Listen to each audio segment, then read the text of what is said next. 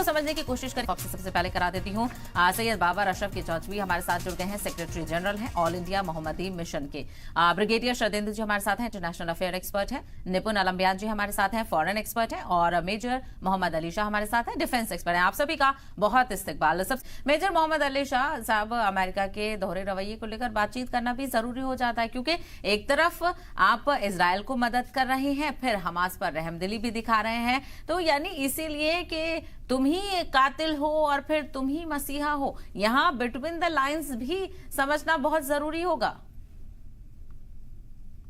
जी साहिबा जी, आपने बिल्कुल सही बात करी है। देखिए, मैं ताकि आपके सारे दर्शक इस बात से कनेक्ट कर पाए, तो मैं एक बहुत सरल भाषा में ऐसे बताऊंगा। देखिए, एक परिवार है, ठीक है। एक परिवार में जो पेरेंट्स होते हैं, आपने अक्सर गौर किया होगा कि या तो फादर या तो मदर, कोई भी एक पेरेंट हो, एक सख्ती से बोलेगा तो उसकी बात पे अमल बच्चा करेगा बिल्कुल, और एक थोड़ा नरमी से बोलेगा तो जाहिर सी बात है, तो बच्चा हो सकता है कि ना सुने कई बार, या नरमी से सुन ले, वो अलग बात है।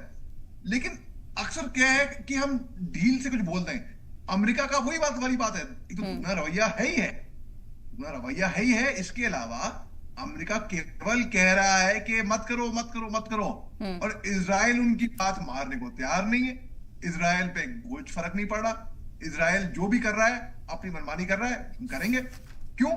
Because you don't mean what you से। वो जानता है कि इनका मतलब नहीं है, ये कह रहे हैं बस मत करो मत करो, मगर दिल से नहीं कह रहे हैं। इजराइल को वो बात भी दिख रही है, जिस आपने भी सबने बोला कि 7 अक्टूबर को हमला किया, ठीक है, मान लिया गलत था। 2 गलत कभी सही नहीं होते हैं। 2 गलत, अगर एक गलती हुई, दूसरी गलती, तीसरी गलती करते करते फर्दर रॉन्ग हो जाता है। इजराइल जो कर रहा है अभी गजा पट्टी में, 30,000, कोई मजाक है? 30,000 से ज्यादा के लोगों की संख्या मर जाने की। हमने टीवी पे अक्सर देखा होगा ना, आपके टीवी स्क्रीन पे लोग का मास्क कब्र खोद रहे हैं या मदद कर रहे हैं किसी को रेस्क्यू में। मेरा दिल रोता है ये सोचते हुए भी, रूह कांप जाती है ये सोचते हुए भी कि जिन लोगों को आपके टीवी स्क्रीन पे देखा होगा हमने कुछ दिनों पहले, जो मदद कर रहे थे, वो भी आज तक जिंदा होंगे कि नहीं होंगे मालूम नहीं। वो ये वही लोग हैं जो बल्कि हौसला दे रहे थे अपने साथियों को कि अगर आपके परिवार वाले गुजर गए, कोई बात नहीं, आप थोड़ा हिम्मत रखो, हौसला रखो। वही लोग शायद, हो सकता है, क्या पता, 30,000 बहुत बड़ी संख्या है। 70,000 लोग पूरी तरह जख्मी, बेघर होना। तो इजराइल को बिल्कुल समझ में नहीं आ रहा है, या सुन नहीं रहा है, या उस पर दबाव इतना इंटरनेशनल कम्युनिटी से बना नहीं है। 10 मार्च का वक्त करीब आ रहा है। हमास को सारे होस्टेजेस रिलीज कर देने चाहिए, पहली बात तो मैं ऐसा मानता हूं। 10 मार्च का महीना शुरू हो रहा है, रमजान का महीना भी शुरू हो रहा है जी। और हमास चाह रहा है कि परमानेंट सीज फायर हो जाए, परमानेंट सीज फायर, तभी वो रिलीज करेगा होस्टेजेस जी। बिल्कुल, यही तो एक दोनों तरफ जब बातचीत हो रही है तो कॉन्फ्लिक्ट देखने को मिल रहा है। इजराइल कुछ कह रहा है, हमास कुछ कह रहा है। अमेरिका का जिक्र यहाँ पर लगातार सामने आ रहा है। ये जो बयानबाजियां देखने को मिल रही हैं, कोशिशें देखने को मिल रही हैं, क्या हाल फिलहाल में इस पर असर देखने को मिल सकता है? क्योंकि 5 महीने का वक्त यहाँ पर हो चुका है, अब तक असर नहीं हुआ। क्या कमला हैरिस के बयान से कोई यहाँ पर पेशरफ्त देखने को मिलेगी? जी, आपका बड़ा अच्छा सवाल है साहिबा जी। देखिए, बात ऐसी है, अमेरिका का रोल जो हम बात करें, चाहे युद्ध हो कहीं पे भी हो, अमेरिका ने मिलिट्री एक्शन, अरे इन्वेजन ना बोले तो मिलिट्री एक्शन बोले, अन्य राष्ट्रों पे किया है। अन्य राष्ट्रों पे किसी ने आज तक अमेरिका को ये नहीं बोला कि कर क्या रहे हो, हिम्मत नहीं है किसी की। रूस और यूक्रेन का जंग गर्मा गर्मी से अभी कितना टाइम हो गया, आप देखिए। मैं ये एग्जांपल इसलिए दे रहा हूं क्योंकि इजराइली गर्मी में खबरों में, सुर्खियों में वो था। अब देखिए, रूस और यूक्रेन की जंग में अमेरिका ने केवल आग में घी डालने का काम किया है, बस केवल, और कुछ काम नहीं किया इसके अलावा। और यूक्रेन में को हथियार, गोलाबारी असर सप्लाई करते रहे केवल। और उन्होंने पुतिन साहब को, रूस के पुतिन साहब को, क्योंकि इन्होंने यूक्रेन पे हमले किए, युद्ध अपराधी कहा था। और अब आप देखिए, इजराइल वही तो कर रहा है फिलिस्तीन के साथ, बिल्कुल वही कर रहा है, बल्कि उससे ज्यादा कर रहा है। हालांकि इसराइल कुछ भी कह दे कि हमारा मकसद नहीं है, मतलब ये नहीं है कि हम सिविलियंस को मार रहे हैं, वो तो उसको दिख रहा है। ये देखिए, आपके टीवी स्क्रीन पे देखिए कैसे आप मास बेरियल, कैसे मास लाशें दिखाई जा रही हैं। और जो लोग यहाँ पे दिखा रहे हैं, मेरे को फिक्र है इनके लिए, इनके भविष्य के लिए भी, कि आगे क्या होगा, कल क्या होगा इनके साथ। ये आज लोग जो दफना रहे हैं, मैं उम्मीद और प्रार्थना और दुआ करता हूं कि ये जी। लोग कल महफूज रहे कम से कम। तो इजराइल यही तो कर रहा है, और अमेरिका का रोल दुनिया जान गई, दुनिया जान गई है अमेरिका के बारे में। अब कमला हैरिस की तरफ से हम क्या कोई उम्मीद कर सकते हैं? ये भी एक बहुत ही पेचीदा सवाल है, क्योंकि कमला हैरिस अकेली भी अगर वो चाहे बेचारी, तो इतना कुछ खास असर नहीं हो पाएगा। असर वो एक अकेला डिसीजन नहीं ले पाएगी। उसके पीछे एक पूरी पार्टी है, और भी नुमाइंदे हैं, और भी लोग पावर में हैं।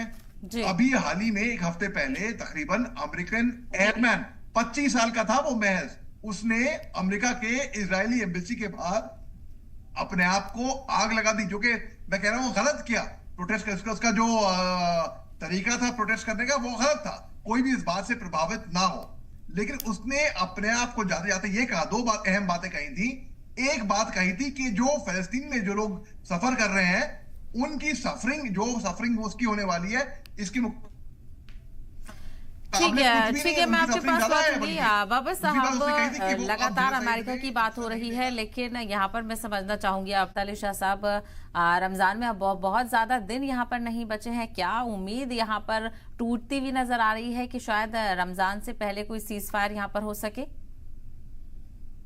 सेवा जी, मैं उम्मीद तो बहुत कर रहा था, और ऐसी आशंका भी जताई जा रही थी कि हो सकता है कि रमजान से पहले कुछ ऐसा हो। लेकिन जैसे आपने खूब फरमाया कि बहुत कम दिन बाकी रह गए हैं, कि दिन कीमती है, एक एक दिन पे क्या होगा। क्योंकि अगर इन्होंने 10 मार्च से पहले कोई ऐसा युद्ध बंदी सीज फायर नहीं हुआ, तो जितने भी अब तक तो ओआईसी देश हैं, वो एक पेज पे नहीं हुए हैं, वो यूनाइट नहीं हुए हैं। बल्कि संडे को मिस्र में मीटिंग हुई थी, जहां पे होस्टेज को पीस के लिए, basically overall I will call term करूंगा उसको मैं पीस, तो पीस, शांति को लेकर। लेकिन इजराइल ने उस मीटिंग में हिस्सा नहीं लिया, वो शरीक नहीं हुए। क्यों? क्योंकि हमास ने अब तक कोई बंदी छोड़े नहीं है अभी। और तकरीबन और रिपोर्ट आई थी अभी कुछ टाइम पहले कि 15 और बच्चे मारे गए हैं डिहाइड्रेशन और बीमारी से। तो हालात बद से बदतर हो जा रहे हैं बजाय सुधरने के। और क्या हम ये उम्मीद करें कि रमजान से पहले युद्धबंदी हो?